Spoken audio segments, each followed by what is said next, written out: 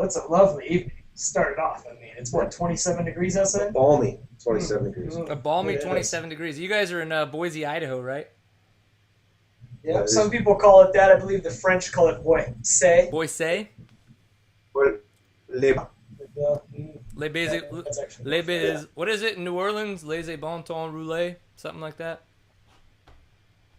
I don't know. I've never been to Mexico. Oh, you suck, man. Louisiana is definitely not Mexico. So, okay. So you guys are hanging out in Boise, Idaho, and the reason is because you guys are kind of like neighbors, right? One of you guys, well, I mean, you guys both live in Boise, so that's fun. I wouldn't go that far, but no. We live close. I still like him, but I don't live that close to him. Yeah. Just far enough. We hang out a lot. Yeah. Just far enough to keep it a safe distance. Yes. So that's a fantastic night to be having a nice beverage. I've brought the Celebration brew, of course, in my Seatown glass. Good man. But, I, in fact, brought a special beer that I was telling Brian about earlier. It's Stone Brewing Company's Vertical Epic Series 12-12-12. So this is the last in their series. Telling Brian, they started out in 2001, very first 2001. Every year after that, 2-2-2, 3-3-3, 12-12-12. So they've been doing it for that long. Thought it was a fitting tribute to the end of the season. That's fitting. Absolutely. Well, I appreciate it. Okay, well, Brian, you're obviously rocking just a regular old Corona there, eh?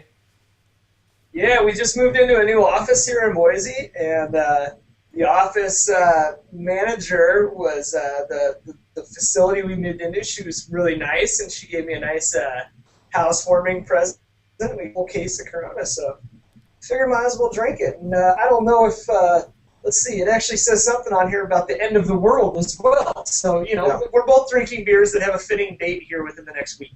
Right? Well, yeah, I've got, I'm drinking actually the Angry Orchard cider stuff out of my seat time pint glass, just to show that you guys can get those online. Not that that's not, a plug or anything, but I don't know, like, we found out that Liam is gluten intolerant, and so it's kind of like Tam and I haven't really got ourselves tested to find out if we have, like, celiacs or if we're gluten intolerant, but because she's still breastfeeding, this is our 4-month-old son, not me, that, she can't have wheat because breastfeeding, he would then have wheat, and so we thought it just fair if we kind of cut out, all that in general. So that's kind of why I've been doing it. What's that?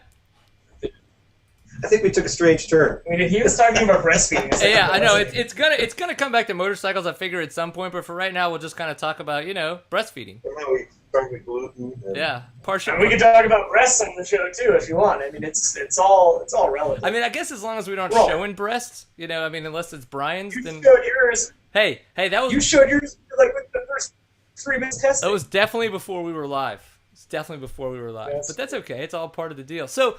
I kind of wanted to see, Dale, if you wanted to bring this in, did you want to mention anything about the helmet, or would you prefer that I kind of preface it and we'll just kind of see how it goes from there? How about I let you take it? It is one of our brand new, one of Fly Racing's brand new 3.4 helmets.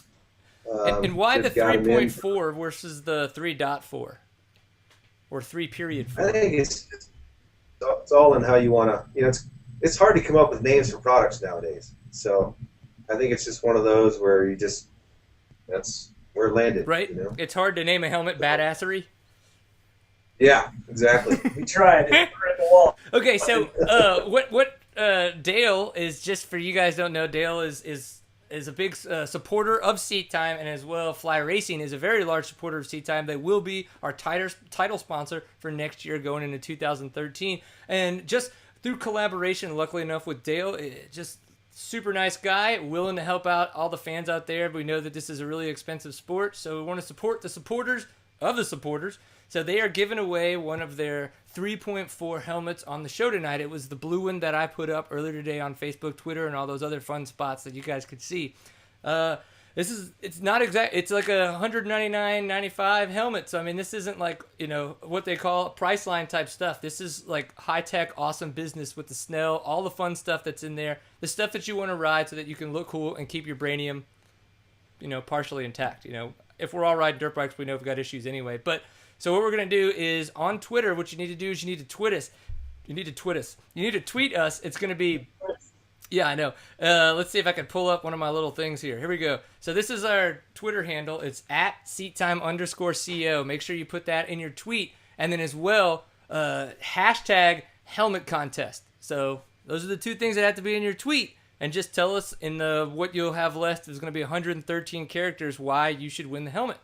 And there you go. Once the end of the show, we're going to announce who it is. Hopefully we have a lot of entries. If not, maybe the one or two people that enter it are going to get it. Brian, put your phone down. You can't enter. I'm not going to enter. I literally... All right. Phone's down. Yeah, phone's down. Okay, so 2012, I think... I don't know if 2012 was one of those years where we're going to see how 2013 really kind of... becomes, because with Kawasaki dropping out, having an official off-road professional team coming through, and then it seemed like a big shakeup, with that kind of thing coming forward. We didn't really know where a lot of riders were going to go. We've seen a couple shop teams come up, which is really cool for riders to get on. We've even seen guys like Josh Strang. He went to a Kawasaki dealership and bought a bike.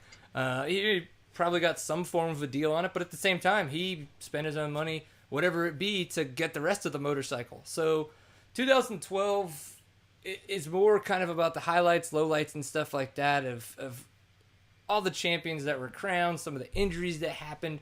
Now, Brian, because of the fact that you're on the West Coast, did you have privy to any? Did you get to go to the Hare and Hounds? I know you went to the Enduro Cross that was there in Boise, but while you guys were over there in the Idaho, did you get to go to the Hare and Hound that was out there?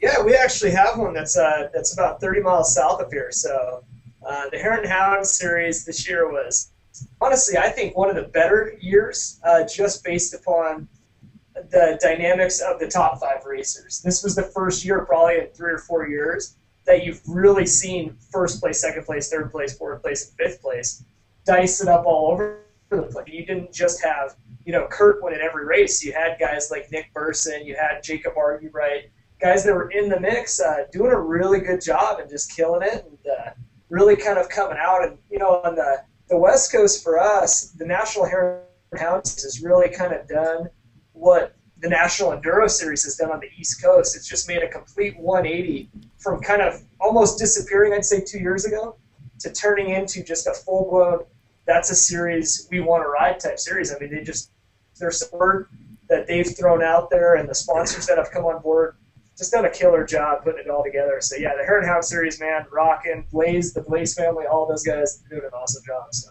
wicked. Two things. It's funny though, because say like with Kurt Caselli, he didn't win all of his races, but that's because say round 6 is when he got hurt, and he did win all of his races up until he got hurt. And then he was kind of out with the shoulder and and then he decided to have the knee surgery. So do you think that everybody was do you think that people would have been able to bring Kurt something, or was he just on a different playing field that year trying to just bring all of his Baja badassery together? That's a what if, though. No. It didn't happen. And yeah. Man crush aside. Hey, I know you. Hey, I did get to meet him. I was hoping I could take home a pair of underwear, but unfortunately those free guns were all tight, snug up on his body. If Poland would have called and told Taddy to come home, I suppose maybe Gary Sutherland would have won the Endurocross series. But or I mean, like Chad Reed, hurt me. I mean, what would have happened there? In the Supercross, it would have been. Who knows? Like with the. I think it was just made it more exciting. Good for the series. Yes. I mean, we all know Caselli's a hero. Yeah, he's a beast. And I think the Baja is really kind of starting to gain some momentum too. And you see what Honda's done coming in developing this Dakar bike, and that's pretty exciting for the sport, I think, in general. I mean, to have somebody coming with a bike like that, and actually, I mean, Honda, from what I understand, it's Honda developing this bike, and it's like it's a 3-year program from what I understand, and they're putting a lot into it, and I mean, I think that's just going to translate over to the Baja Series.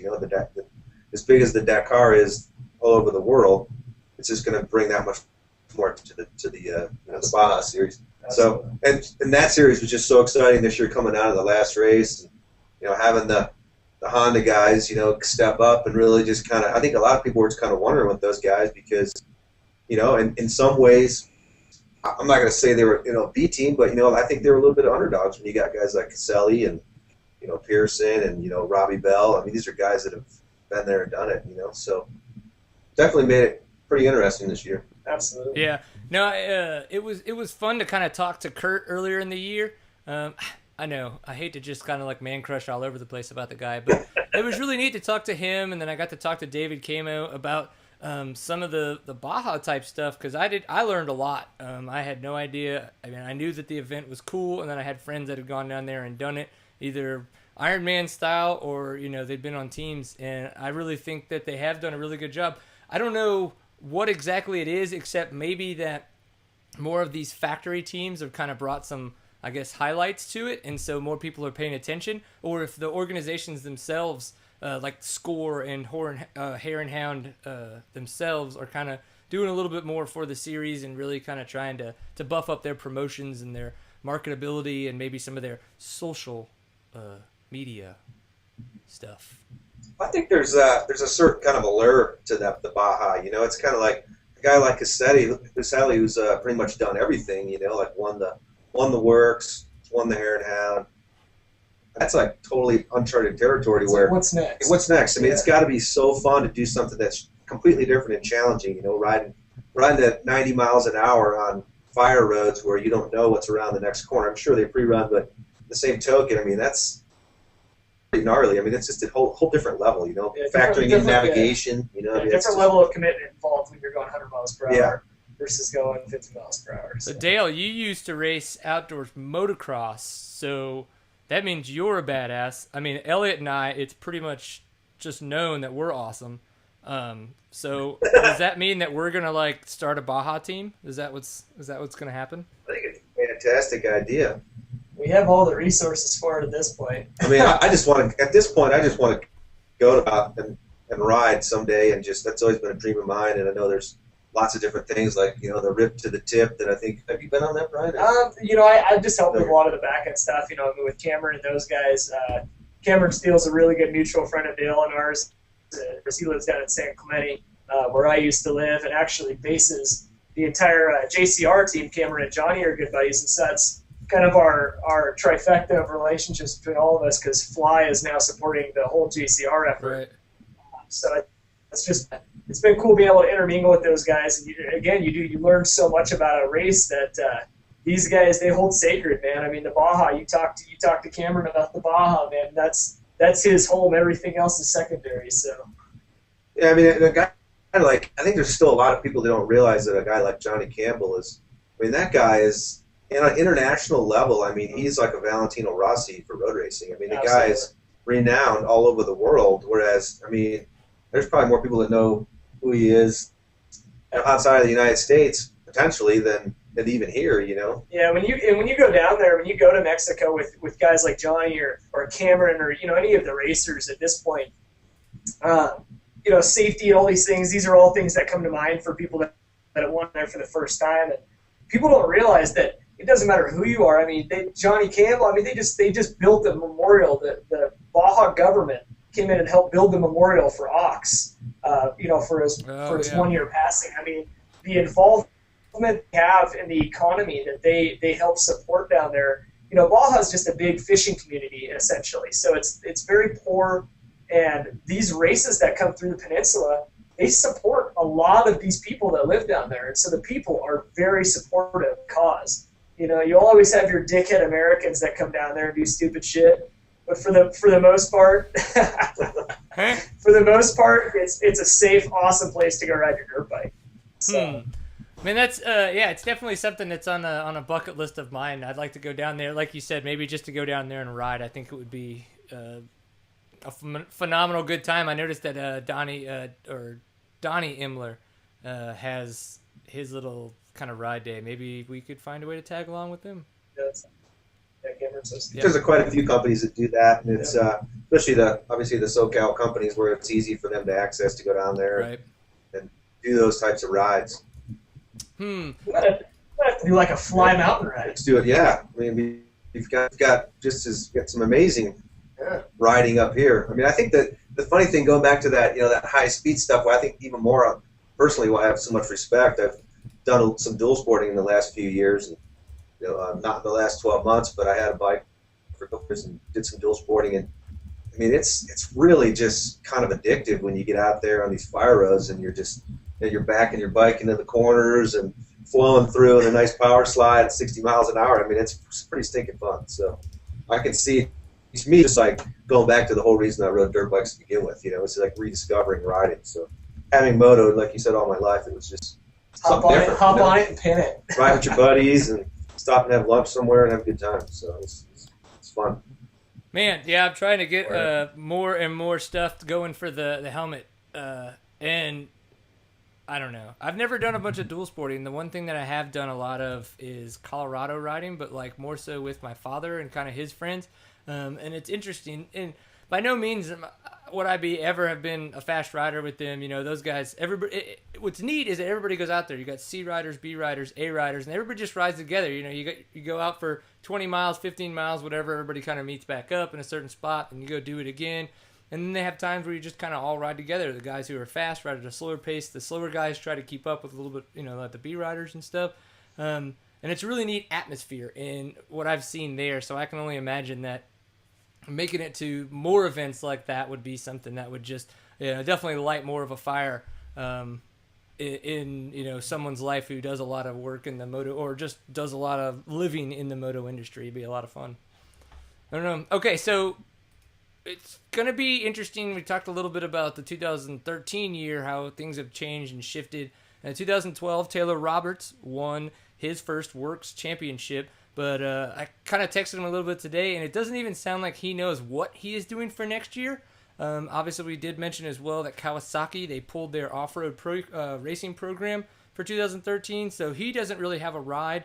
I'm sure that there's a way he could find something, to either maybe pull off of a Kawasaki contingency, or maybe it sounds like Yamaha's got some contingencies coming for 2013, something of that sort. But, he didn't have a ton of competition this year in the Works program. I don't know if that's good, bad, and different.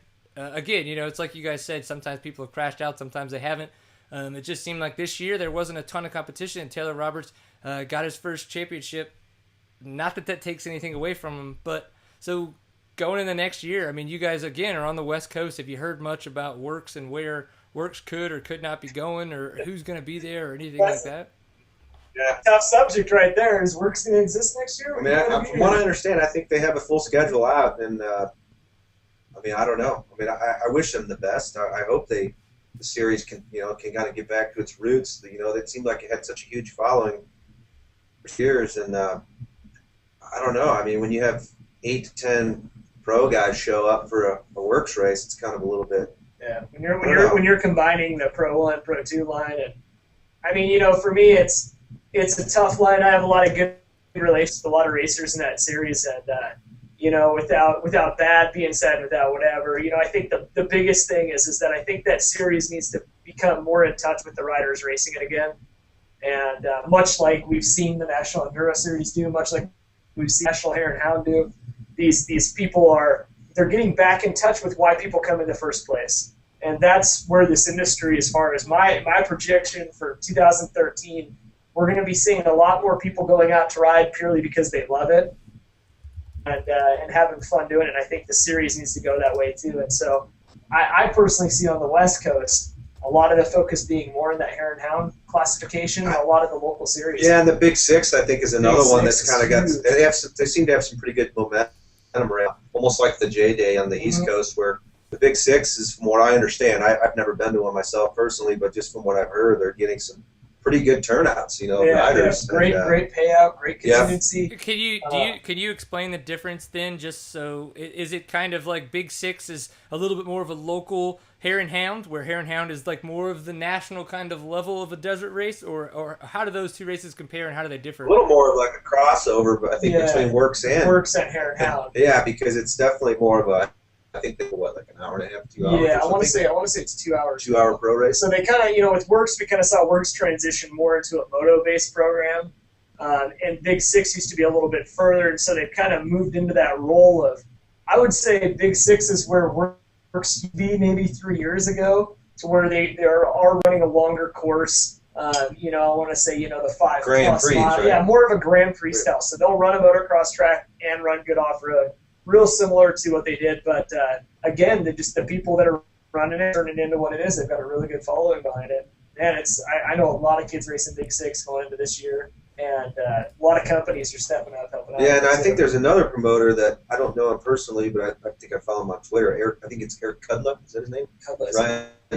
I think he's starting to put on. He helped put on I believe the Johnny Campbell Christmas Grand Prix. Yeah, which one? And I think he's working on some kind of a series as well. And I think it's kind of exciting. I think there's more of these guys like that, and John Day, trying to be creative and come up with the right mat that people are going to embrace. Because if there's one thing about motocross that was always tough to go to a local race, is it's hard to go there and sit all day for 2 10-minute motos. Yeah. Right. And so you go to an event where you can ride for. Some people they struggle with the 2-hour race. So like the J-Day ones, the half-hour. You got moto guys that are showing up that can still go fast, but then you have a woods guy that has good speed that can still. It seems like a really good formula. That's just finding the balance.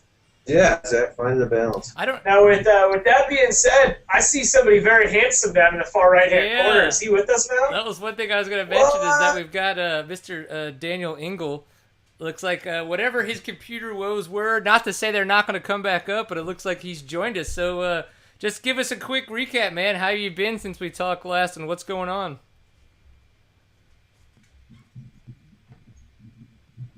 Sign language. You want me to film the sign language? I think we're getting the silent treatment. No audio. Daniel, we can't hear you. Well, he obviously looks very upset. I think we're going to try to figure out what's going on. Yeah, I don't know what the deal is, dude, but for whatever reason, we have no audio on you. So it's... Ooh, tell him on the Google thing, tell him to go into his settings and make sure that the audio mic is on the default or the mic that actually is on there, because mine defaulted to some weird microphone, which my computer doesn't even have, so I had to switch it over. Did you catch any of that? You can shake your head, Daniel. He caught it. He's going to try to figure it out. It's funny, too, because Dale, I'm going to apologize now. My father is watching, and he just told me that there's a HJC helmet box in the background in my feed that you can't really see. Oh, what? And that is actually... in my background. My father is watching it, so I'm going to apologize now because that's that's actually like speaker cables and shit from 10 years ago. So there it is. Whatever. It's all right, you're fired. Whatever. It's okay, it's... The check is not in the Hello? Oh my God, I think I heard the ghost. What was that? Did you hear me? Can you hear me? Hell yeah, we can hear you. Hello? Hello? That's awesome. Well, before we turn this into a complete show for only 4 people, maybe 5, tell me about yourself and your evening and how it's been lately. Nothing, Daniel? Okay. Hear me now? Yes, we can. I heard you. Oh, yeah. I hear you. All right. Here we go. Now, what was that? I said, how you been doing lately? It's all good. That's it? Except for my laptop, of course. Hey. Yeah, I've not got much there. Let's roll. All right. It takes a lot for the interwebs to get all the way out to them Tennessee hills, right? That's it. I had to go up on top of the house and steal some internet, so, Go figure the 2 dirty dirt bike riders from Boise, Idaho that barely know how to run a computer are the ones that were ready, set up, having no technical difficulties, and the 2 IT guys on the back end. Hey.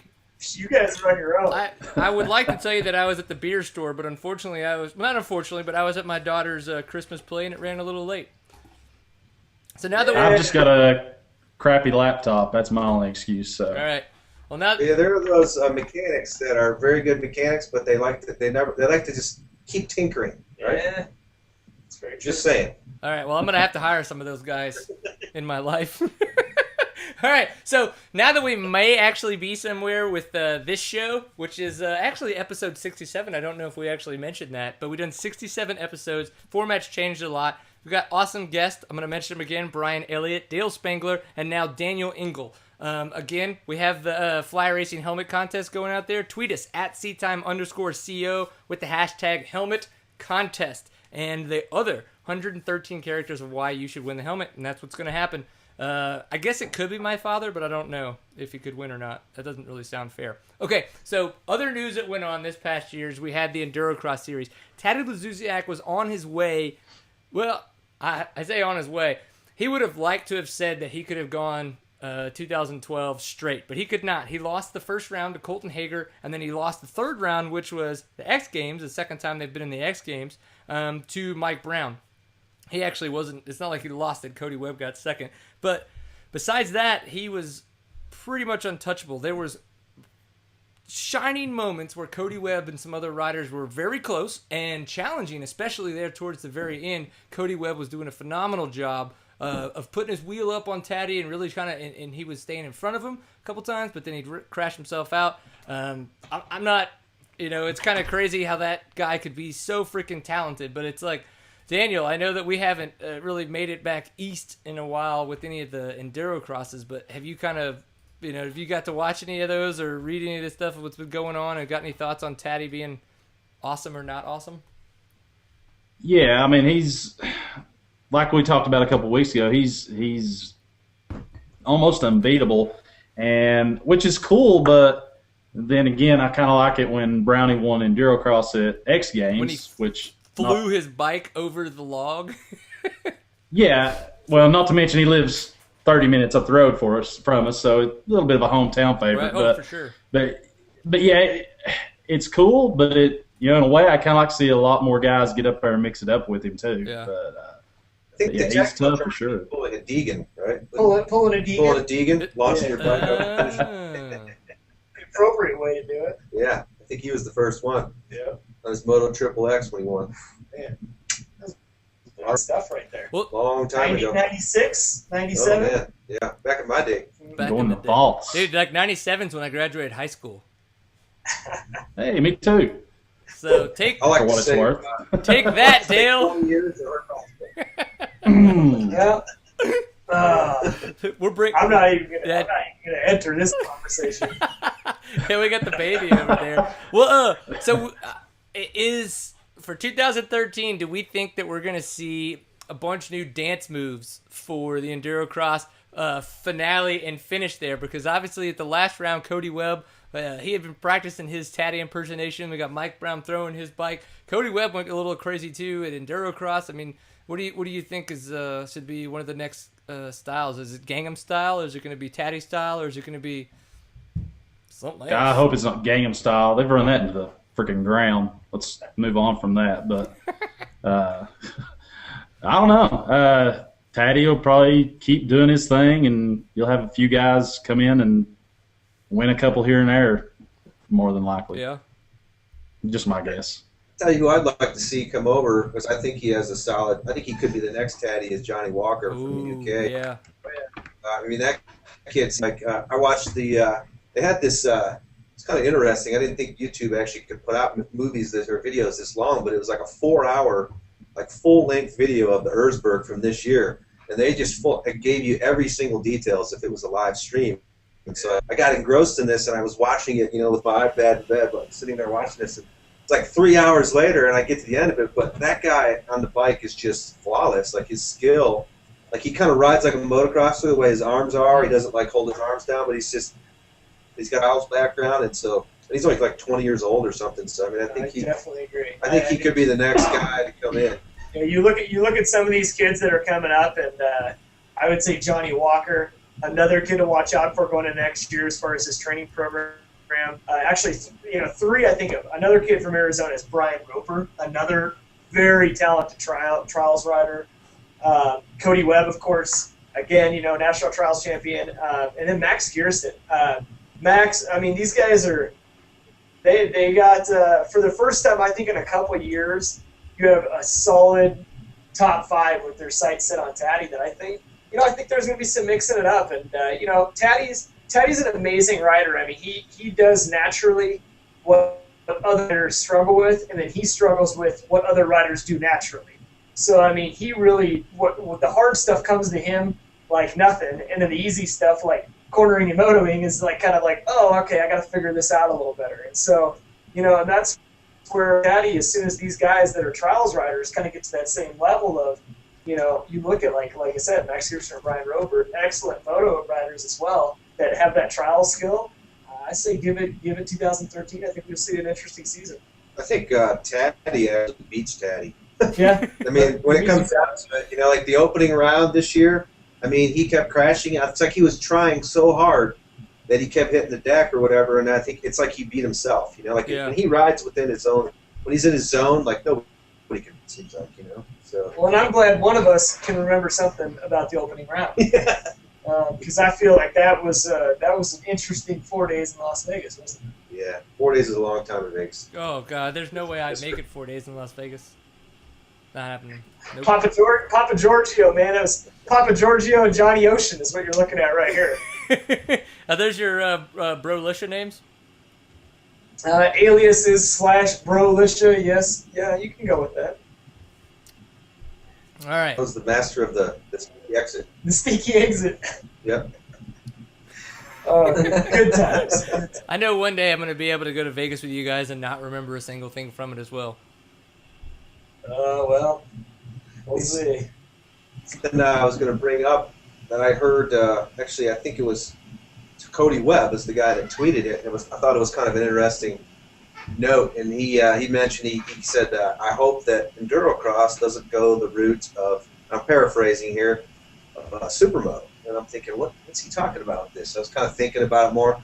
Then I saw that press release how X Games is going worldwide. Exactly. And I'm thinking, okay, so they got 4 rounds that are, and so it's kind of like, what is going to happen with because I mean, we all know X Games version of Endurocross is not Endurocross. Right. Absolutely not. I mean, it's more of a show. So I think his point is it going to make it more of a circus? I hate to use that term, but it's kind of like, is it going to change it to where, like Supermoto, it seemed to kind of like be the end of Supermoto when it got into the X Games. That's a really good point. I mean, it's so. It's kind of interesting. I mean, I know there's a lot of guys that are excited about the international, like Gary Sutherland. I mean, he's like pumped about being able to go do something like that and bring more value to his racing.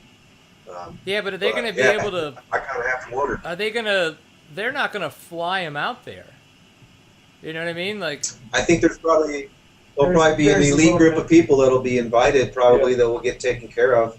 Yeah. Say it's 15 riders or something like that, and then because they got to have to make the show, and then they'll probably make the rest of it up from locals, Yeah, like in Spain and other Brazil and stuff. So, yeah, it'll be interesting to see what happens with it. I think they're going to have a qualifying round, which is going to be whoever makes it into the U.S. round, and then X amount of riders that do good at the U.S. round will make top 10 from the U.S. round will make it into the international round, and then they'll go to each one of those top 10 riders. I mean, from an exposure perspective, obviously it's going to be huge for the Endurocross, but you have to wonder, like, that type of person that's tuning in, I mean, is it even a demographic?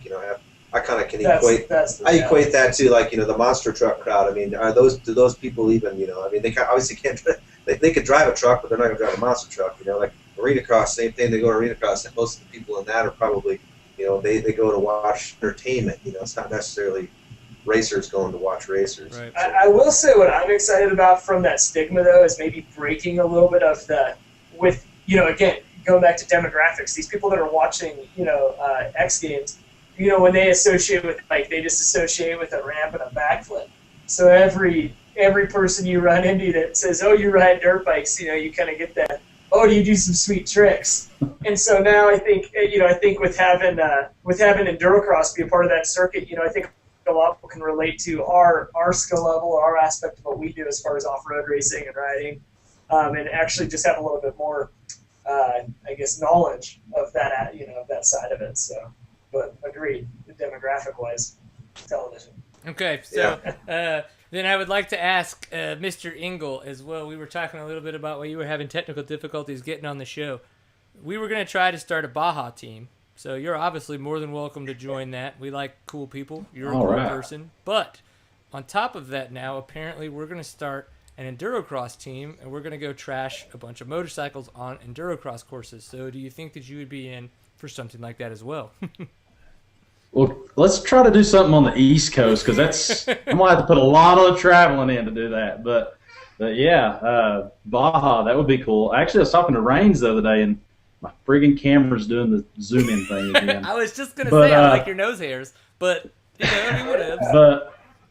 But yeah, Raines was talking a little bit of doing some Baja stuff this coming year, so I don't know. Maybe might make it out that way. That would be. I told him I'd drive the chase truck, but yeah, the Tennessee Knockout Viking Series, and that You have a little 4-race series back there, and then whoever gets the horns, man. There he is, Viking horses. I like it. There you go. Like it. Fired up. Heck yeah. I am absolutely in, and I want to have the best time possible while doing this. Okay, so you just mentioned the fact that you're out on the East Coast, and we know that Offroad Viking is, you guys cover a lot of news that goes on, not just nationally within the off-road world, but as well internationally. I've seen you guys post some videos and talk about different stuff that goes on out there. So covering kind of something, a series that will go around the entire nation would be the National Enduro circuit. Brian Elliott was given a little bit about how that series is kind of ramping back up again. They're really starting to sell out a lot of these races at the 500 person limit. They're looking at seeing if they can get 6 riders per row, starting to get 600 riders, things like that. Series is growing. They don't make it out west. They go about to Wyoming. They're not doing that next year, so they're obviously going to be much more centrally and eastly located. Centrally and located on the east. Easternly. There it is. Centrally and easternly. There it is, Tennessee boy. Bring in the grammar in. I like it. Where were you, Dale? Where were you on that one? I just like to hear the Piercisms. I do like to make up pretty much my own language, so that's fine. I mean, you guys did come up with the word 3.4 helmet. Sure. Wasn't me. Point spelled out P-O. Point. That's how you pronounce it. 3.4 again. I like it. Okay. I just like the press release because it was like pronounced 3.4. Like it, because it was. I had to. Because the whole time, I understand because I always called it the 3.4 until I read the entire press release. Yeah. So. Yeah, I got ready to spell it out. I thought Dale messed up, but. Wow, I thought you were just being facetious. All right, so there's was that a fake word? Did you just use a fake word? No. Okay, so talk about the National Enduro. We had 18-year-old Stuart Baylor Jr. win not only his first National Enduro title, but I would probably say one of the youngest National Enduro winners or title winners in history of the series. So he was the XC2 winner last year for the GNCC series and was fighting for the XC2 championship this year in the GNCC, but obviously he was kind of plagued with injuries with the navicular bone that he had some issues with, and then as well he had a broken collarbone in the last series. So a lot going on there with that guy. But I mean, what did you guys think of his run? I mean, Dale, I'd like to get everybody's kind of thoughts on what how it went for him this year from y'all's perspective. Go ahead. Sorry. No, I thought, you go ahead, Dan. You go ahead. Oh, you, Dale. I think he said Dale. I couldn't tell. One of the D's. From my perspective, I just was amazed. I was kind of in awe. I mean, the kid, he really went through some tough, trials this year, and he showed a lot of maturity, in my opinion, to be at his age and do what he had to do and maintain his composure. And, more than anything, I think even though he lost the X2, I think that Enduro title is huge by far. I mean, that's even bigger than the GNCC title, I think next year when he's in the XC1, it'll be a little different. And, if he wins that, it'll be on par with the Enduro. But, that Enduro title, that's huge. When he beats a guy like Mike Lafferty, who's, obviously he's phenomenal. What, eight-time National Enduro champion? Yeah. I can definitely say from our standpoint on it, with like the M-Pro side, I know Stuart being in South Carolina, I know Randy, obviously everybody down there, I think, those two even had a little heart-to-heart, and, just that importance of that National Enduro title, it definitely came in front of it. It's like, all right, you've got the XC2, or you can go win a National Enduro, and I think that Stuart made a very grown-up decision to chase that title, which, like you said, it's very admirable. I think it's awesome. So. Yeah, that's going to do more for the longevity of his career. Just to get some mileage out of it, I think that added a huge amount of value to him as a racer. And not even to mention he wasn't even planning on racing that series completely through at the beginning of the year. And but yeah, the kid. I ran into him before the race at Loretta's, and he kind of pulled me to the side and showed me his collarbone. And then told me he was going to race, and then to watch him race, there ain't much. I can see that kid pretty much pulling off anything he sets his mind to because he's solid, man. Yeah, it being freaking at Loretta Lynn's. I don't know how I didn't hear, unfortunately, about his collarbone incident that he had, I guess, practicing a couple days beforehand. And that's insane. I've had one broken collarbone when I was in the 5th grade. Cried like a baby. I mean, I'm not exactly the most hardcore guy in the world, but still, it was really painful. And you were a puss in the 5th grade, is what I heard too. I mean, has my dad been talking to you again? Because this is just not fair. Yeah. Actually, I heard he had a mustache just like that in the 5th grade. He literally had that same mustache. I'll give you guys a good look. So this is this is what's left of my December beard because Thad Duvall wussed out and shaved his, so that means I'll automatically win. And this is the Fu Manchu. I have to be honest. I think this is one of those issues where Thad backing out, he actually won. So I'm just gonna throw that out. Really? There. Yeah, he won. Sorry. I don't agree at all. I mean, I think that's unfortunate. I like it, Pierce. I like it. I think it's a good look. You're from I think Tennessee, you should keep man. it. If I had a freaking Exactly. if I had a Budweiser in my hand, we would be kin. Oh shit. So Massive. yeah, extra beer. Oh, look at Dale trying to sneak in. I like it, man. That's okay. You're the wise man. Okay. So Michael Lafferty, we were talking about 8-time National Enduro Championship or champion. He came through in 2nd overall in the National Enduro titleship chase, just a handful of points down behind Baylor, and then Russell Bobbitt in 3rd. Russell Bobbitt was kind of the defending champion, Charlie Mullins before that.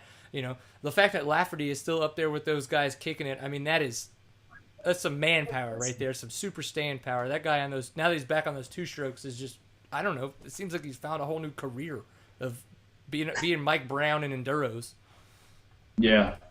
Yeah, he's not showing any signs of slowing down anytime soon, which is pretty awesome. Yeah, I know. It's like I can go into 40 and still kick a bunch of 18-year-olds' asses. That's awesome. I don't know. It seems like in off-road racing, it's kind of like more on par with like road running in a way. Like there's 30 and 40-year-olds that I think there might even be statistics. I think the 30-year-olds and 40-year-olds run the fastest marathons. Yeah. Just because I don't know if it's maturity or what, but it's like off-road, you seem like you can extend your career so much further, and it's not always about raw speed. You've got to be crafty and line choice and just riding smart. Well, and not to show my outer motorsports nerd, but you look at baseball, and this is 30 to 35. That's when they start writing the checks when it comes to baseball. These players, their prime is mainly 30 to 35 years old, and it's like you see that in our sport. You see guys. Look at Rodney Smith. Yeah. He dominated until he was what? Well, and you think in the GNCC series this year, the XC2 and XC1 champions were the old guys in the classes. JT, he's 28, and then Paul's 35. So maybe there's something to it. Yeah, off-road racing is definitely a sport of maturity. You have to have a certain level of comprehension that says, here's where I'm gonna, put my energy. Here's where I'm gonna hold off. Daniel, you work with Jason Raines a lot like I do, and that's a big part of that purpose. When to be smart, when to put your energy towards something, and when to conserve that energy. And I think that, guys like Paul Whibley, Paul's the perfect example of it. Paul is literally, he's a machine. He's that guy that does the same lap time on the first lap as he does the last lap. And everybody goes, how is that possible? And it's just, that's that level of understanding of where his body is, what he needs to do. And when he's there, man, he's at work. When Paul's on that dirt bike, he's half robot. Yeah. He's half robot too, so. Half robot does help. I agree. Yeah. Part of it is, I think, too, like after you've done it for so long, like, there's that muscle memory term. Absolutely. To where, like, your body, like, literally, like, back when I was racing, there was times where, like, I swear I'd be out rocking, and it's like I wasn't really even thinking. I'd be drifting off thinking about something else, but I was still hitting my lines, and it was almost like that, I don't know, like autopilot almost, where after you have, I think there's even a book, I think it might be a Malcolm Gladwell book, where he talks about the 10,000 hour rule, where like once you've hit that many hours of doing something, it takes that long to get to where you're just, you're like the James Stewart, it's just, that guy's put so many hours in the saddle to where it becomes instinct, to where you're not really even thinking. Yeah, it is. Okay, it's all good points. And one of the ones that really kind of caught my ear buds, if you will, was the one about what Daniel Engle was saying and talking about with the two GNCC winners from this year, with Paul Whibley, who was last XC1 champion in 2009 on his Kawasaki, did it this year on his Ampro Yamaha. And then we got the XC2 winner, right? The XC2 winner, Jason Thomas, on his kind of privateer KTM, with his, I want to say dad's company, KR4. I don't know that there's been any real talk about that, but that's kind of like... It's not his dad's. It's like, then who is that? Frank King. Yeah, okay. Then Frank. Do you know that relationship a little bit better, Daniel?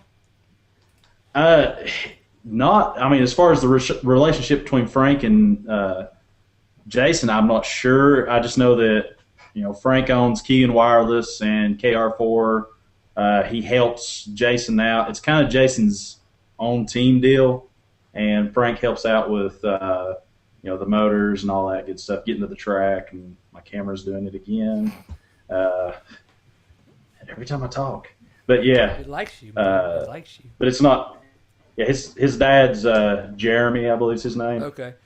Jeremy Thomas. Yeah, it was just kind of weird. Yeah. I mean, honestly, you can kind of pick up rumors and all that kind of crap. Well, not even rumors, but just kind of stuff from everywhere. And it just seemed like a couple times I had heard people refer to his dad and then the KR4 stuff. So, So Paul Whibley obviously worked very, very hard. He's been working hard since his championship in 2009 and before, but he wanted another one. It seems that we had Juha Solomon, and then David Knight were the last two guys that could come over, and not just they won back-to-back GNCC titles, but the fact that someone could come in and win two was hard enough. It seemed that once you got that number one plate, you had a lot of bad luck, and that things just weren't going your way. And I think Paul Whibley finally was able to say, you know what, I'm going to put a squash to that. I'm going to work my butt off, and I'm going to go win again. And he did. Charlie Mullins, it seems, was plagued by the kind of number one plate curse. A lot of bike problems, just a lot of weird stuff that went on this year with his bike, with him personally and stuff. And then towards the end of the year, they were having the baby. There was just no need to kind of to be there at the end with things the way they went. So congratulations to him on the new kid. I mean, that's awesome. So I know he's going to be back for 2013, number 112 again. He's going to be looking for that title. So obviously Paul Whibley did a great job XC1. So going into 2013, what do you guys see? Do you think Paul Whibley can do it again? Brian, you gotta open up your mind here a little bit. But how do you guys see this going? That's a Fox News bias alert, I believe, is how they would have done it. You keep your political views out of this. I don't think you can ask me the question technically. Let's go to Daniel. It's a blue bias. Yeah, I think Paul can do it again. Oh, well, shit. Now we got another blue bias. No! I don't know if it is crap is fair. I bleed orange, bitches. Well, I'm sorry you have a man crush on every orange motorcycle rider in the industry. You could have just left it at man crush on men.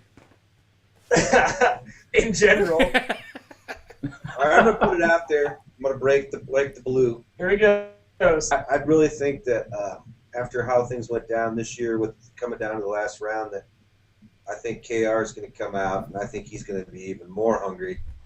I mean, that kid, obviously he's got a lot of years to win that title still. But, man, that kid's unbelievable on the bike, Yeah. I mean, his riding style, just how he's a charger, like he can get on a motocross track and hold his own, like kind of like Strang. And so I just think that I think he's going to be stronger than ever next year. So I would absolutely. I would say if there was crosshairs on any rider from a team standpoint going across, I would say Caleb Russell. He's going back to what we were just talking about. Caleb is in that fine line of becoming an adult within the sport. He's gone from that. I mean, you guys remember 1-2 years ago. I mean, Caleb was on a 250F. He was, getting the second place. He'd be leading the overall. He'd just be killing it and that's that youth. That's that that drive that just gets you out there. But then at the end would kind of fall back a bit. I think that Caleb is really. What we're going to see in this offseason is him focusing in on what it takes to just go that speed the entire race And you know, I mean, once again, what we saw with Paul, that's where Paul shines. He can maintain, and then at the end, he can actually pick up and go faster. And I think that if Caleb can learn to match that pace, Caleb will absolutely be that guy to look out for from the standpoint of Paul Whitley. I think Caleb's already got that pace. You know, not to disagree with you, but Caleb's already got it. Caleb's really, in all honesty, if Caleb don't have bad luck, he's faster than Paul. Yeah. Love Paul Whibley to death, but Caleb Russell's faster than Paul. I think this coming year you're going to see Charlie Mullins back on fire after this past year. 13 is going to be good for Mullins. I think Thad will be somebody that will be top 3 just about every weekend. Thad's got his bike figured out. I think Paul's got his work cut out for him. Paul could still do it, but I'm giving 2013 early prediction. Charlie Mullins will win again next year. That's interesting. That's a I good know. one, solid prediction. Yeah, and you guys all know how I feel about predictions, and that's okay. I think that they're well and good where they're at. I like talking about. What do you feel about that? Does it make a dick out of you and me? Prediction? A prediction? Yeah. Is that everybody's a dick with a prediction? Everybody, there is a dick in every Spit that prediction. out. I don't know. Maybe somebody said it before, but I'm going to claim it. We're gonna go with it. That's all I really. Dale Spangler has I am now. actually. I am predicting the rise of Randy Hawkins for 2013. I thought you were gonna say Barry Hawk for a second there. Yeah, I think Yes. actually Barry Hawk will be riding 2 Up, the double Hawk. Is just what it's gonna be called. Are they both gonna be shaving the sides of their head? It's going to be awesome. It's going to be full on half and half. Halfway through the race, they'll switch who's riding and who's driving. Team race. Ooh. Yep. GNCC team racing. It's like UTVs, I like but on it. dirt bikes. Yeah. Team Ramrod. So pretty. Will they be doubling? Whoa. I don't know if we need to be. Whoa. I don't know if we need to be talking about doubling up in the woods of Tennessee, my friend. Oh. Hey! It could obviously get very awkward. Well, I love the fact that Dale brought up Caleb Russell. I think if now luck is part of racing, you know, where preparation meets opportunity. But you know, he had a horrible Florida, came back and dominated, went like 3-4 straight. You know, had quite a few wins after that. So Caleb Russell obviously has the speed, has the ability to compete with Paul Whibley and a lot of the other guys on the line. Thad did get the taste of a win, so he's going to have the blood in the water there, I think, is the way Andrew DeLong likes to put it. And then, of course, we're going to have Charlie Mullins coming back. And is Charlie Mullins going to push too hard because he's kind of like, oh, my gosh, I got to make up for kind of how things went last year? Or is he going to settle into it and say, you know what, it was just a bad year. Mentally, I'm okay. You know, where are things going to be? He's like, it's got the new kid. He's just there, ready to enjoy life and just keep riding, keep having fun. Obviously, we don't know where Jordan Ashburn's going to wind up. Nothing has been officially announced with him and what team he's going to be on. So, and then obviously there are a slew of other riders. We've heard talk about Josh Strain coming back. He's past champion. It could happen. So I think it's going to be interesting kind of going into it. In the XC2 class, we got a couple guys that have been moving up from the A class into the XC2 in the end of the year with Plessinger and Douglas and a couple other guys and Bonaire, see if he's going to come up. I mean, so, and then of course we've got guys that have been there for a very long time that have been really trying to win. I think Andrew DeLong is going to be a very, very strong competitor moving into 2013. Honestly, I think he's probably going to be the guy to watch for because he's gotten quite a few wins. He did phenomenal at the ISDE. I think he's ready. I think he's going to do it, and I think he could also do really good at the National Enduros too. Yeah, DeLong is definitely driven. He's got that mentality of a guy who wants to win, and I see it's just that he's just very focused on that. Zero intimidation either. Yeah. I mean, he's not intimidated by anyone, so I think he's just one of those guys where it's. I mean, he takes that husky and just he's makes it work. I mean, he's one of those guys. I don't think what you put under him, he's going to make it work. Right. No excuse type of guy. And I think that's why you feel well with Freddie over at FAR. Because I mean, Freddie's a no nonsense guy too. And he's got a team of guys now that work hard.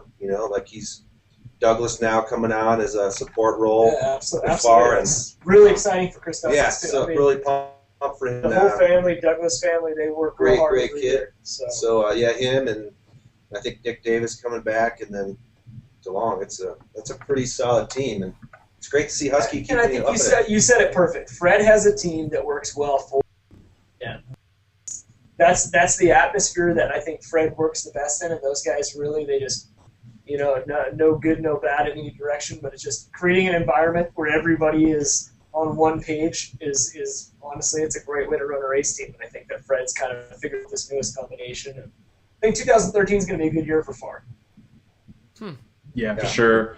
Yeah, Andrew will be if Andrew has nothing like he had this past year, Andrew's going to be tough to beat this year for sure. I like it.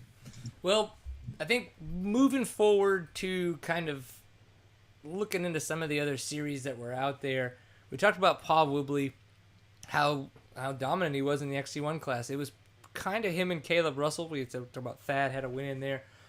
But when you take Paul Wibley in the OMA series, which has kind of been picking up a little bit of steam as well, I wonder if people are starting to realize that they can't spend as much money to travel, and so they're starting to really kind of buy into their local series a little bit more. I don't know if there's something to that, because with the J-Day series, they're blowing up the East Coast, obviously. And I don't think it's just that. I think that series is phenomenal, what they're doing. I was totally wrong with my early predictions. I think it's a great format. Can it work everywhere? It's going to be something to see, because of the fact that they don't have that terrain and that kind of moisture in the ground, and they're just the possibilities, what they can do up there are much more endless than I think what they're going to find when they go to Florida, maybe if they go West Coast, kind of things like that. But then, you say you got Hare and Hound. Obviously, there's a lot of guys in the West Coast that can ride that series without traveling very much. Same thing with the Big Six, it sounds like. So kudos on all these organizations doing such a great job on building up their programs. And OMA, it seems like, has been doing the same thing. Paul Wibley won, and he won all but one of the OMAs this past year. The second to last round, the penultimate round, if you will, because I have just learned that word this past year after so much reading, and I just love it. The penultimate round. It sounds so much fun. Nobody would have a clue what it means unless you look it up. Will you spell that for No. me? I need a spelling. No. Please? I won't. I will not. It starts with a P and ends in ultimate. Okay? That's it. Right there. Wow. So, yeah. Done. So, but and the only... I think that's what he says to warm up before the show. Yeah, how now, brown cow? Yeah. How now? The Penultimate. arsonist has, what are the oddly shaped feet? I believe that's a good... Penultimate. That's what it says, yeah. Come on, I'm Pierce. with you. Is that how you warm up before the show? Yes, I'm like Dale Spangler, the penultimate guy in my book. That's it. So you're the, We've all seen Pierce's warm-ups. They're not pretty. yeah, you guys don't want to be here for this. Because it's before I put my... He checks in every It's before I put my day. He pants checks back in at on. his CrossFit center, but he really hit the donut stop across the street that doesn't have a check-in. Oh. Oh. warm Okay, up. so you're talking... Was that a nick at my CrossFit? What was... Yeah, it was the nick at you checking in everywhere you go. You know what's funny? That was the There's a donut shop right next to my CrossFit gym, to the box, and I'm like working out, sweating my butt off every freaking day, pretty much every freaking day, and I'm like watching these like fairly obese people like walking there. They walk by and they like stare at us in the mirror. They get their donuts, and they walk back by to get to their car, and it's just kind of like, well, I hope they checked in because they're there and I'm here and I checked in, so I guess it's worth it, right? They just look at you and say, maybe next week I'll go in there instead of in here. No, I don't think they ever think that. I don't think they ever think No, they're like, you're a friggin' idiot and I'm eating donuts, so. Oh. That's okay. I mean, I'm not saying you're a friggin' idiot. I'm just saying that's what they're thinking. No, it's cool. My dad would You say can the same call thing. him a freaking idiot. He's not going to be that offended. Yeah, it happens to the best of us. All right, so Paul Wibley did a phenomenal job, except for at the penultimate round where Russell Bobbitt would have won. No, he did win. And Nick Farringer was third overall. So we had Paul Wibley, Russell Bobbitt, and Nick Farringer. Great job, you guys. I think it's going to be cool to see. And Nick Farringer is on the, the Kinda Husky team. Air group. Yeah, the Air Group guys. Air It's like ARR. Group. The Air Group Racing, Radiant Racing. Air group. Air group. I don't know. I'm Struggling? No, well, I'm just kind of like excited for Nick because I'm glad that like with all the shuffling that went around, because you can't not pick up Stuart Baylor Jr. Like KTM had to do that, and so it kind of shuffled around where Bobbitt was going to go, and I don't know if Bobbitt chose to go to like a Husaberg, or if Husaberg, if KTM kind of said in the marketing strategy, we'll give you this Husaberg part, and that kind of left Fahringer out, but then so he was like talking to the next kind of person, team that ran Husabergs, and so that would have been, Air Group Radiant Racing. So, but I know the couple times he's texted me, he was on the guy's private jet. So, I mean, that sounds pretty good for him, I guess. I'm pretty sure you just pumped that you can say Fahringer. You can pronounce it right, just like an ultimate. Am I wrong? I mean, that's true. Whenever I spell it, though, I have to remind myself it's Ringer. Like, that way. Yeah, me too. Every time I spell it. I have no idea how to pronounce it, so you've got it down. Fantastic. I learned something there. In my head. Fahringer. Yeah, I got to do an interview with him at the National Enduro, at the Acadiana Classic, and Acadiana National Enduro, which is the Acadiana Classic. And great dude, super fun. He was way more down to earth than I thought he was. Not that I thought he wasn't, but it was just really fun to talk to, and I had a lot of fun talking to him, and I'm glad that we got to do our little interview. So I think now I would like to just, give you guys some of the floor. I mean, we've got all of this stuff that obviously we can't cover in the amount of time that we have, and we're technically already over it, but I don't care. We've got more beer. There's always stuff to talk about. Final show, man. We can go days. Yeah. So what is it that's got you guys driven about either this past year, the coming year, life in general, motorsports? What is it? What's got you going? I want to hear from Tennessee. That's a tough question.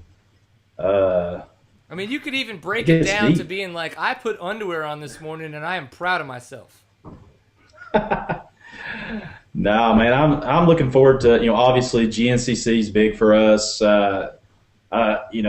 Last year was really good. I mean, from Florida all the way up to the end.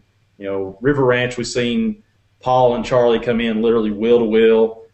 Loretta's, we leave, Paul barely winning the championship. So I'm pretty pumped about next year. I think the XC1 class is going to be even more competitive because you're going to have, obviously Paul, Caleb, Charlie, Thad, Stuart Baylor throwing it in the mix. The XC2 class going to be pretty interesting. Andrew DeLong going to be tough. Jason Thomas going to be tough. Our boy Jed Haynes, can't forget him. He's going to be a top 3 threat every weekend in XC2. So, yeah, I'm pretty looking forward to GNCC Series, National Enduro. It's going to be good stuff for sure. I like it. Next. I like it. Really excited about this. I'm excited just to hopefully make it to more GNCCs and just have some more fun with you guys. It's been great getting to meet Elliott. I got to make it out there last year and meet him. I'd met Spangler before that at Loretta Lynn's. Phenomenal time getting to do that, and I just hope I get to do that some more. Obviously, I've always kind of got things in the works. 2013 for me personally, as Brian Pierce, I'm absolutely so stoked and excited to keep pushing forward with Seat Time. I've got all kinds of ideas in the books. I just wish I could sit down and try to figure them all out and actually get some of this technology working 100% the way that I see it in my head, because I think it would just be something that is absolutely phenomenal and that everybody would have a great time, and it would keep people very, very interested and, just willing to sit down on a Tuesday night for a couple hours and have a couple beers and just goof off as well. I'm excited then as being that I own Seat Time, that I'm excited with the Verb Offroad and Verb Moto deal. They're going to be helping us promote the show next year. We're going to have Fly Racing as our title sponsor. Talking to a couple other guys coming on as kind of support sponsors. Don't want to overdo it though, man. It's like we like our partners. We want to keep them small, but keep them tight. We want to really do a good job with them and make it worth it. And so that's the goal. That's the deal. I think 2013 is going to be absolutely phenomenal. I cannot wait to get involved, and to continue to learn. I feel that this has been 2 years of absolute, baby steps, and I'm very much looking forward to being able to get out of the diapers, if you will, and stop having somebody else wipe my ass and just jump feet first. Nobody wants to wipe your ass, Pierce. People have been doing it for a couple years, son. No, I know. I obviously meant that figuratively. I can't appreciate all of you guys enough for, having kind of stepped up and helped me out with everything you've helped me out with, because it's been an amazing relationship. I might tear you up a little. A little tear-eyed, isn't he?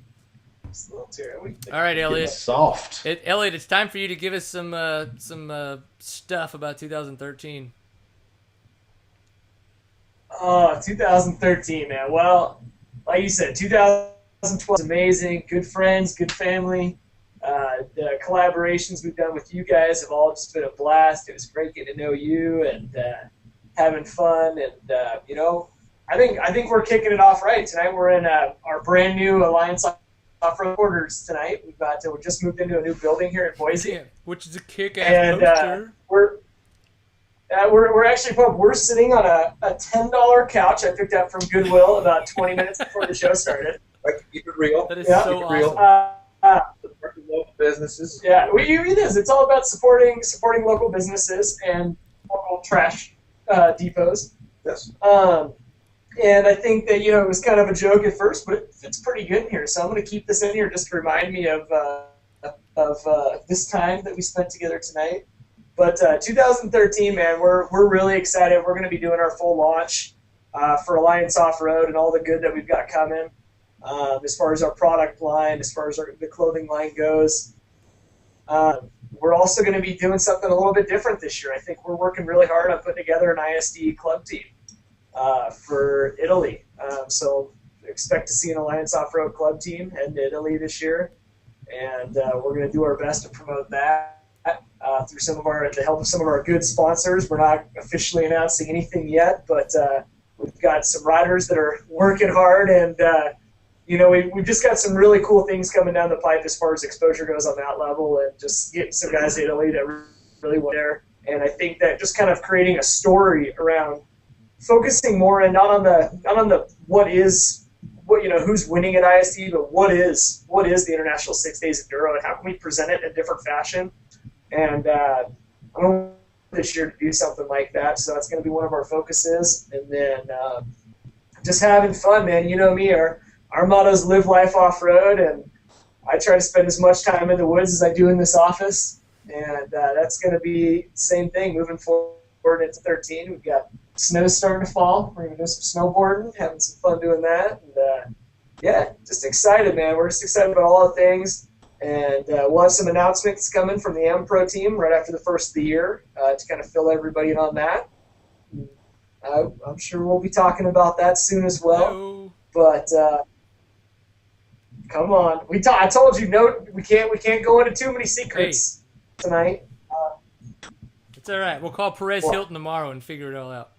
He's got all the dirt. He's got all the dirt. So, anyways, no, man. It's just been. Every day is a blessing, having a lot of fun, and I'm excited. We're going to be doing a lot more work on the Big Sky race. We're going to get Daniel Engle out west here. We're going to get you out west for the Big Sky XC, which is now a standalone race. It's not a part of the series. You actually have to qualify for it in the state of Montana to race in it now. Cool. Coming up, and I think you're going back along the lines of what we talked about the series. I think another thing you've seen in 2012 is the rise of kind of some of these premier racing spots. And Big Sky, the Kenda Tennessee Knockout, I have a feeling you'll probably see 2 or 3 more of those that will eventually become one kind of series of extreme U.S. North American events. So just a lot of, again, not saying anything, not putting anything out there, but I think that you're going to start seeing a lot more of the root of off-road coming back, and that's really what our brand's all about, is getting the core of, hey, we all just love to ride dirt bikes, and I think that the racers that also love to ride dirt bikes are going to show up on them and have a good time, and really just kind of, it's going to be a fun year, man. I'm really excited about 2013. All right, Dale, you want to tell me you're not going to tell me anything? Victory. Did you just give a victory salute there? Don't make fun of my cheerleading days, man. It's just not fair. I like it. I wasn't. I like when you have one photo, you're just like that. I think it's is it like your avatar for something? Oh, like yeah, for Facebook. For Facebook it was that one for a long time. Fantastic. It was the one where I had It That's yeah, it was awesome. like I was doing an interview with somebody, and they mentioned either like a Kurt Caselli kind of moment or something like that, and I just got super excited, and so it was really fun. But He just talked to Kurt Caselli for the 4th time. shut up! That's awesome. Why would you judge me, man? All right, so Dale wants victory. So I think we've all stated our opinions, our thoughts, and had a lot of fun tonight. It's I'm not going to tell you it hasn't been without a little I'll bit. talk about 13 if you want me to. What's that? You want me to talk about 13? Yeah, I'll talk yeah, about no, I do, Dale, I do. It's like, forget Dale Spangler. Who cares about Dale Spangler's Why 13? don't you bring the insight in here from the man that brought us all I'm together? going to talk over that guy Man. all night. So Disrespect. there'll be, I guess there's two perspectives for me. Obviously, my personal, being a representative of Fly. I mean, I'm really excited about 13. I mean, I think pretty proud of the team that we built off-road with Fly Racing. I think we've done something that I think maybe some other companies haven't to do in the amount of time we've done. We've come in and I think we've built relationships with riders to where they feel like they're a part of something. And you go to Loretta Lynn's. I didn't go this year, but like I was told by some of the people that are there. I mean, there's a lot of people wearing on the line, and we help a lot of riders, but there's a lot of riders buying Fly, and we appreciate that. And I think it just goes back to supporting us, something that we believe in, like we feel like deserves the attention and the support that we give it. I mean, we do the best we can. I know there's some frustrated racers out there that just feel like it's tough right now and they're not getting what they deserve. But the same token, like it's tough for everybody, and companies are doing what they have to do to survive, and so it's from the same token we're still supporting off-road, whereas a lot of companies maybe have gone the opposite way. So it feels good to be able to say that we're behind GNCC and Aaron Hound racers, and there's just we feel like we have a lot of good momentum going right now, and that into 13, good.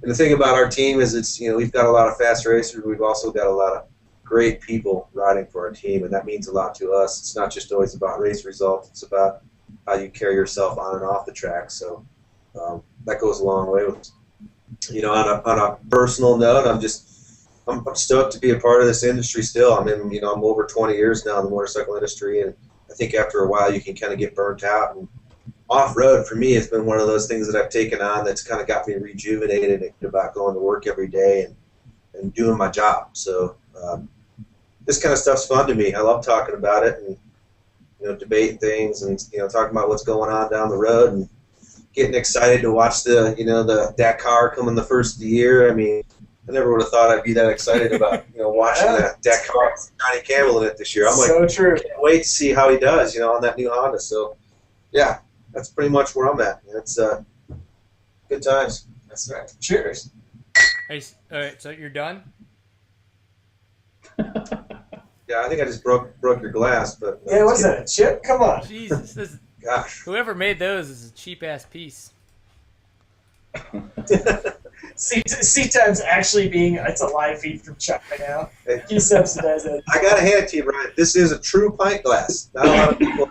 There's a lot of companies that claim a pint glass, but this is a true pint Yep, glass. and I peed in it earlier. It measured exactly 1 pint. Yep. Yeah, you did. What most people don't actually know is that pint glasses started because of the fact that a pint, 16 ounces. So when you started having a pint glass, it was because of the fact that beer should have a proper amount of head involved, which would be 4 ounces. So then if you have a proper pint glass, it is actually a 20-ounce cup. So it can hold 20 fluid ounces. So 16 fluid ounces of beer, 4 fluid ounces of head. Wait, you'd have a proper amount of what? Proper amount of what? Proper amount of head. Oh, okay. I just wanted to make sure that you're the foremost expert in the out of the Absolutely. foremost I have expert, bought so many proper Okay, pint go glasses it would make your cheeks turn red. All right. And not just the Among other. not just the upper cheeks. Mm. But that's probably just because of the hand marks. But seriously, this is Oh. but they're definitely red. Had to go there. But so 2012 has been an awesome year, totally a growing year. Again, like I said, I've learned a lot. I'm looking forward to learning more. It's been a lot of fun. We've talked about all the kinds of stuff that's gone on this past year. We've talked a little bit about what we think is coming up next year, and maybe what we're looking forward to, maybe what we're not looking forward to, but what we think is just going to happen. So I don't really know. But remember, this is Seat Time. It may be the longest thing you've ever done on the internet, but it's probably been the most fun you've ever had. Hopefully you enjoyed a pint full of awesome. You can find us on seattime.co. If you're on Facebook, facebook.com/seattime, and as well on Twitter, seattime_co is our Twitter handle. If you want to tweet us real hard, we would really appreciate it. We're going to go through some of the tweets that we got tonight for the Fly Racing helmet and make sure that we get back with those guys. They're probably going to DM you, but that means I'm going to follow you. I'm going to DM you later. It's very dirty. I don't know why Twitter did it that way. They're like, hey, let's send them a DM. I mean, it's kind of interesting. But whatever. All right. They don't have anything to say about that. So, all right. Everybody out there, they've got their own little handles. They could talk about them really quick. All right, Daniel, I'm going to give you a chance. You ready? Do it. At Offroad Viking, at Offroad_Viking is our Twitter, and Offroad Viking Racing is our Facebook, and of course, www.offroadviking.com. Elliott. Hello.